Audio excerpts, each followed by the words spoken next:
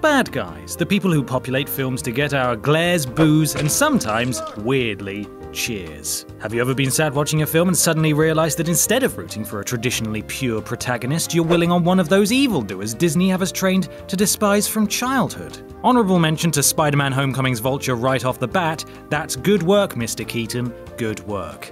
I'm Ben from Whatculture, and here are 9 smart movies that tricked us into rooting for the bad guys.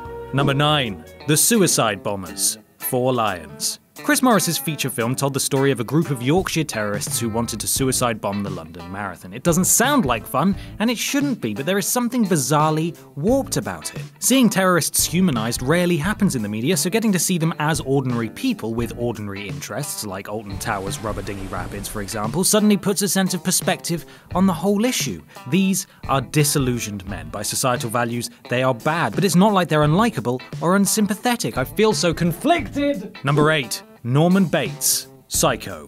After Marion, a character who is technically a villain, having stolen $40,000, is offed, we jump to Norman cleaning up her murder, then to various other ongoings until we finally settle on the mother. These changes are so seamless that you don't really notice your allegiances being played with. We already feel sorry for Norman Bates after it becomes clear he is pathetically devoted to his mother, but spending about 10 minutes with him once Marion's dead means that throughout the film's second half, when it becomes clearer he's a shady character, we still don't vehemently hate him. All in time for that shocking reveal that, spoiler, he's been the psycho all along, you fools. Number 7. Anakin Skywalker. Star Wars prequels. Darth Vader, with his deep voice and obsessively super cool mask, was a key part of the first film's success, so as the trilogy developed, it pushed him further into the limelight, eventually giving him that sweet, sweet redemption. No, we're not going to do that. So it wasn't really the prequels that had us loving Vader, rather they took a character that people liked and made him the hero. We had absolutely no choice, and when the job of the prequels was to simply fill in the blanks, it was a clever move to stick with Anakin's story. Number 6. Henry Hill. Goodfellas. Henry Hill was a man who, in his time in the mob, covered up murders, committed arson, distributed drugs, and went to jail for extortion. And yet, you come out of Goodfellas thinking he's a genuinely good fella. La, la, la, la.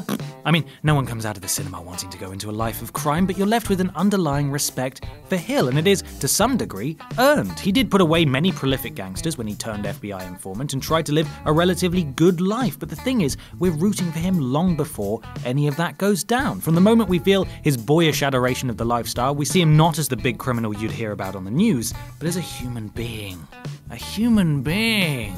Number 5. John Dillinger. Public Enemies. From the moment he walks into the perfectly positioned frame, everyone is with Johnny Depp. He was, at least in 2010, such a likeable screen presence that even with that snarl, you can't help but want to see him succeed. While he goes through with robbing banks, Christian Bale snaps at his heels, but deep down, you still want him to get away. That's how powerful a personality Depp is. He makes us root against Batman. If anything, this is a weakness in the film. It's very clearly meant to be a moral story that doesn't try and commend the criminals, and yet with the casting, that's exactly what happens. Number 4. Hannibal. Hannibal. Say whatever the hell you want about Ridley Scott's Hannibal, but the film managed to push him over to the other side. We spent so much time with him that, at points, we were properly on side. Now the main character, we spend a lot more time with him and get a taste of his sympathetic side. The relationship with Clarice is amped up and creates a morally ambiguous code. He is unable to harm her, even when she jeopardizes his safety. I mean, it did really help that he was put up against Mason Verger, a child molester who Hannibal had already tortured, prompting the question of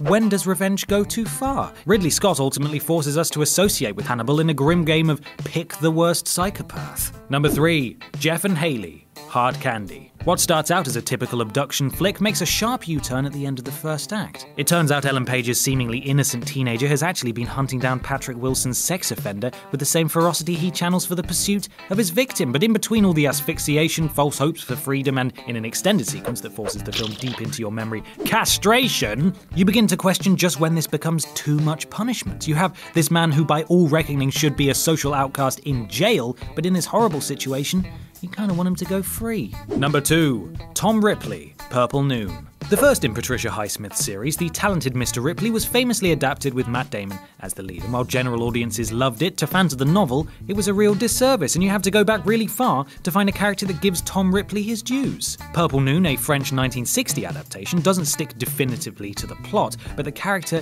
is spot on. As with the novel, we know what we're witnessing is wrong, but all the while we're willing it, and in turn, Ripley, on. Number 1.